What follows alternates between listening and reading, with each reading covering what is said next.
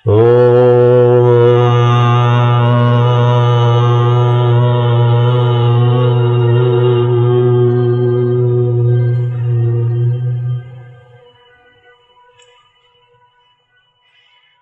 बंद, धूप वाले जल्दी से धूप कर सके तो बहुत अच्छा है।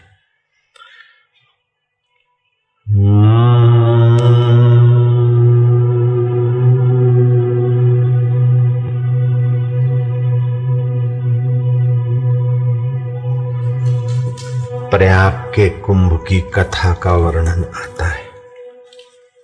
ध्यान से सुनना, बड़ा पुण्य प्राप्त होता है।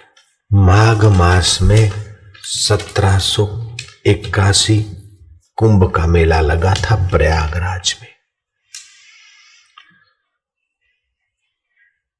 कामकेती जाति के लोगों ने भगवत गुणगान करने का ठान लिया था और उस कार्यक्रम में उस समय के सुप्रसिद्ध श्रृंगेरी मठ के मठाधीश शंकराचार्य को उस भगवत गुणानुवाद में शामिल होने के लिए प्रार्थना की थी।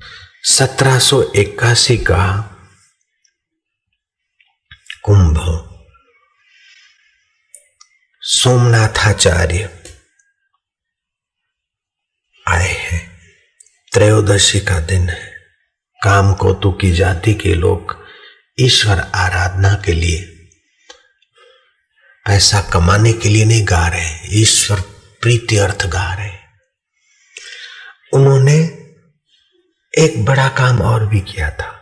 गुण मंजरी नाम की उस समय की तपस्विनी, जो पंचगव्य से शरीर मन की शुद्धि, चांद्रायण व्रत से शुद्धि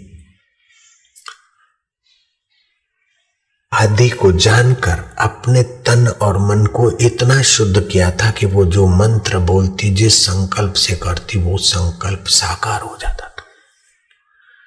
ऐसी गुण मंजरी भी उस सभा में मौजूद थी। जब उसके गाने का अवसर आया तो उसने वीणा पर उंगलियां छेड़ी। आसमान में नजर,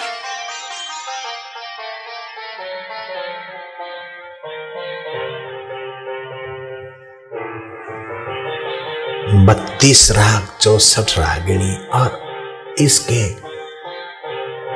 सूक्ष्म तो हजारों होते हैं।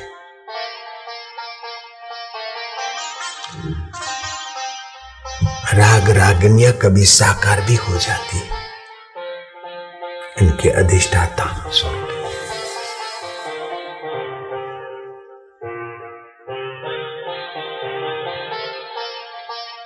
गुण मंजरी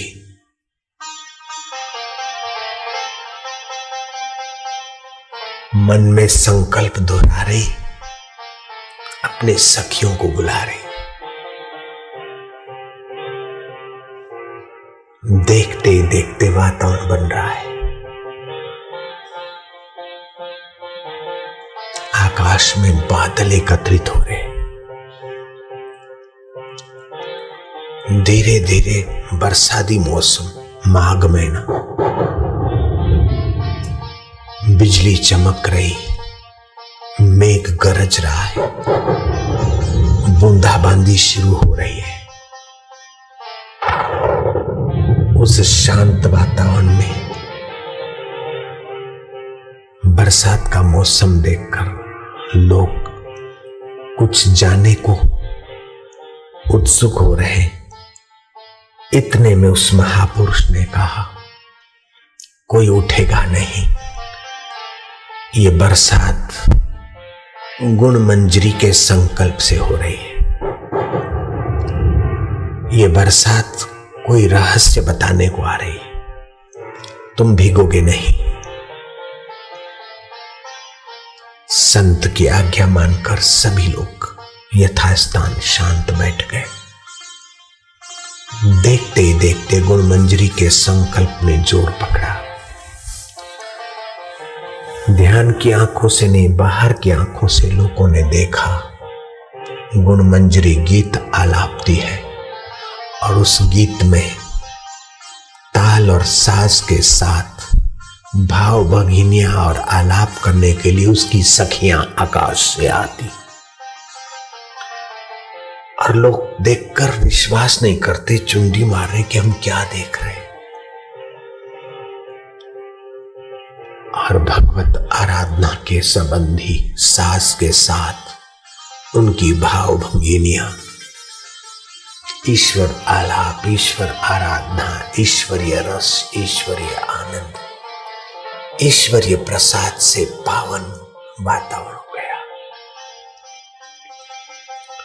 मनुष्य जीवन केवल समस्याएं और उसका समाधान भोग और संग्रह के लिए नहीं, छुपे हुए ईश्वरीय आनंद को जगाने के लिए मनुष्य जीवन है।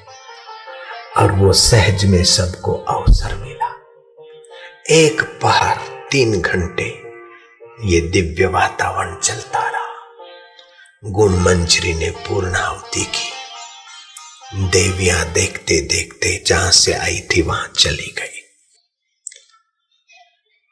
तब उस महापुरुष श्रृंगेरी मठ धीश शंकराचार्य ने कहा, सोमनाथाचार्य ने कहा कि तुम आश्चर्य न करना, तुमने कुंभ स्नान किया है और कुंभ स्नान भी विधिवत जिन्होंने किया होगा वही आ पाए होंगे।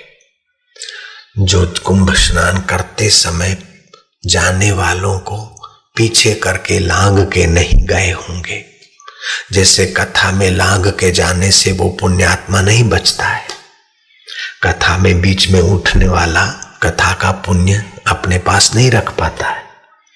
ऐसे ही कुंभ में स्नान करने वाले जो ईमानदारी से गए होंगे वही लोग इधर आ पाए हैं और उन्हीं का पुण्य और गुण मंजरी की तपस्या ने ये दृश्य दिखाया।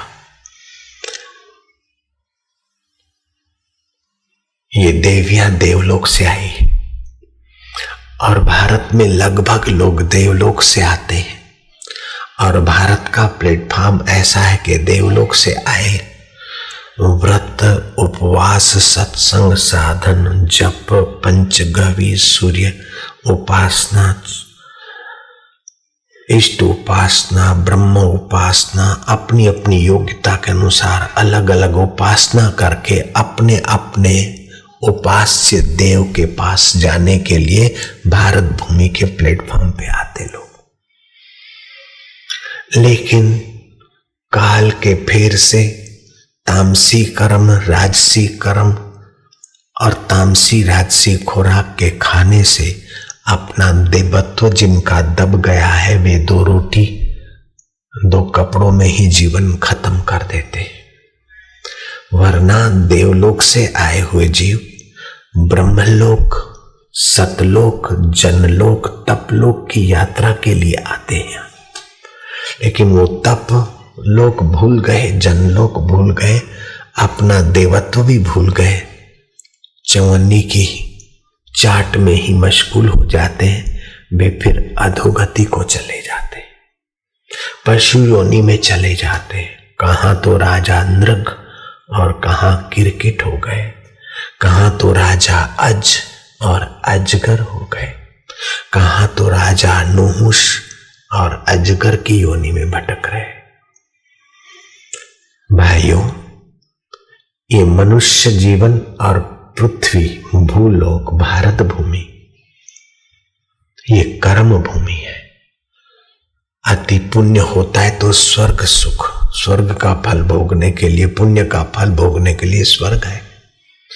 पाप का फल भोगने के लिए नरक है और नीच योनियां है। नरक भोगने के बाद नीच योनियां, स्वर्ग भोगने के बाद उत्तम घर में जन्म। तो ये मनुष्य लोक है, यहाँ भोग भूमि नहीं है, ये कर्म भूमि है। सिद्धिर भवती कर्मजाः, कर्म से सिद्धि होती है। मछलियों को जन्मजात पानी में तैरने की सिद्धि है, लेकिन मनुष्य कर्म करके पानी में तैर सकता है। पक्षियों को उड़ने की सिद्धि है, मनुष्य को जन्मजात चलने की सिद्धि है, लेकिन कर्म करके मनुष्य जहाजों में उड़ने की सिद्धि भी पाया कि पशु पक्षियों से भी तेज उड़ सकता है। बोट आदि में और तैरने आदि के साधनों में भी जलचरों से भी आदमी कर्म से ज्यादा आगे निकल सकता है। तो जलचरों से और गगनगामियों से भी मनुष्य कर्म करके आगे जा सकता है, तो कर्म करके देवताओं से भी आगे जा सकता है। मनुष्य लोक में ये सुंदर व्यवस्था है। सिद्धिर्भवति कर्मजा। देवलोक में तो कर्म का फल भोगा जाता है, लेकिन यहां कर्म करने में मनुष्य स्वतंत्र है। और कौन सी सिद्धि पाना चाहता है उसी के अनुरूप कर्म करे। तो क्षिप्रम भवति धर्मात्मा, जल्दी यहां धर्मात्मा भी हो सकता है और जल्दी कर्म से सिद्धि भी पा सकता है। पहले के कर्म कैसे भी किए हो, लेकिन अभी सत्संग के द्वारा सूझबूझ बढ़ाकर पहले के दोषों का शमन, जैसे अब मुझे पता नहीं मेरा कोई पाप है, लेकिन चलो शास्त्र में है तो जाने अनजाने कोई पाप रहा हो, पंचगवी पी लो, नहीं तो तेज तो बढ़ेगा ही, प्रभाव तो बढ़ेगा ही, मनोबल तो बढ़ेगा ही, बुद्धिबल तो बढ़ेगा ही। या तो वो पंचगवी और मंत्र या सत्संग सत्कर्म या तो पाप नाशन करेगा, या तो पाप नाशन में खर्च नहीं है तो फिर मूड़ी बढ़ेगी। तो आपके कर्म में अगर सात्विकता है तो आपका कर्म कर्म योग हो जाएगा। उस कर्म से आपको आत्म सामर्थ्य, आत्म सुख, आत्म संतोष मिलेगा और देर सबेर उस परमात्मा को पाने की प्यास जगेगी।